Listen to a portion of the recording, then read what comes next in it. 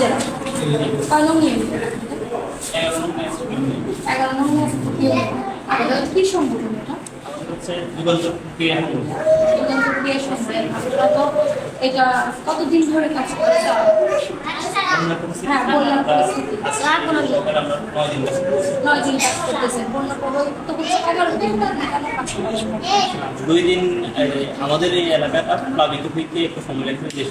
যেদিন প্লাবিত হয়ে গেছে ওই দিন সকালবেলা আমরা মাইকিং করি, মানুষদেরকে সচেতন করি এবং এই মানুষদেরকে আশ্রয় কেন্দ্রে আমরা নিজেরাই তাদের বাড়ি থেকে নিয়ে আসি নৌকার মাধ্যমে। তারপর এইখানে আমাদের এই রুমগুলোতে, কলেজ এবং স্কুলের রুমগুলোতে আমাদের চেয়ার টেবিলগুলো আমরা তৈরি করি এখানে এই তাদেরকে থাকার আশ্রয় আপনাদের তো নিজের তত্ত্বাবধানে এই সংগঠনটা চলতেছে, তো কিভাবে আপনারা এটা চালাচ্ছেন? কিভাবে আপনাদের অর্থায়ন আসতেছে?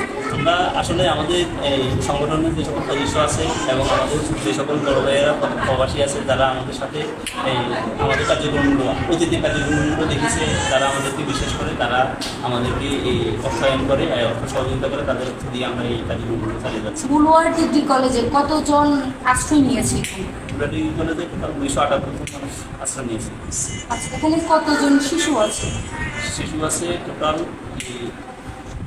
155 জন 150 জনের মতো আছে, তার অধিকও হইতে পারে। হইতে পারে। হ্যাঁ, তো ওদের কোনো সমস্যা আছে কিনা, বা এটার জন্য কি আপনারা কোনো ডাক্তার টিম বা কোনো টিম গঠন করছেন কিনা, কোনো ডাক্তার আসতেছে কিনা? আমাদের প্রি মেডিকেল ক্যাম্প আছে, আর হচ্ছে যে আমাদের প্রত্যেক দিনই এখানে আসি আমরা, আমাদের এই টিম করা আছে, তারা আসে এখানে জিজ্ঞাসা করে যে আপনাদের কোনো বাচ্চার কোনো সমস্যা আমরা আছে তো কিনা। জানি আপনাদের এখানে বাইরে থেকে ডাক্তার আসতেছে, আপনারা আনতেছেন, যেমন জেনারেল হসপিটাল থেকে আসতেছে, নানা ধরনের হসপিটাল থেকে ডাক্তাররা আসতেছে। সেই ক্ষেত্রে ডাক্তাররা যখন ফোন দেওয়া হয় তখন কি আসতেছে তারা? হ্যাঁ, আমাদের এখানে আমাদের এই এলাকার ডাক্তার আছে, তিনি ডাক্তার পারভেজ, তিনি আমাদেরকে সার্বক্ষণিক সহযোগিতা করে এবং যখনই আমরা ফোন দিচ্ছি তিনি আসে এবং প্রয়োজনগুলো আমরা আনছি। আপনারা কি 3 বেলা খাবার দিচ্ছেন? আমরা সকালবেলা নাস্তা দিচ্ছি, আর সকালবেলা কি নাস্তা?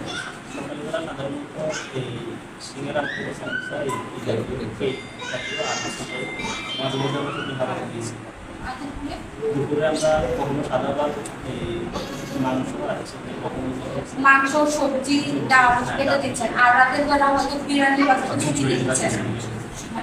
আপনারা আজকে কত দিনের খাবার অ্যারেঞ্জমেন্ট করছেন? আমরা আসলে মেডিকেল কলেজ এর হচ্ছে মেডিকেল বিশ্ববিদ্যালয়, তারপর সরকারি সরকারি প্রাথমিক বিদ্যালয়, আমাদের ম্যাচ ইউনিয়ন স্বাস্থ্য কমপ্লেক্স এবং ফরিদপুর এই প্রাইমারি স্কুল। আপনারা মাস্টার আশ্রয় কেন্দ্রে খাবার দিচ্ছেন। আবার আমরা সংগ্রহ করেছি, আর আজকে আমরা শুধুমাত্র 4টা আশ্রয় কেন্দ্রে খাবার সংগ্রহ করতেছি।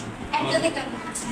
ওখানে ওনারা আজকে মানে ওনারা নিজস্ব অর্থায়নে খাবার দিচ্ছেন।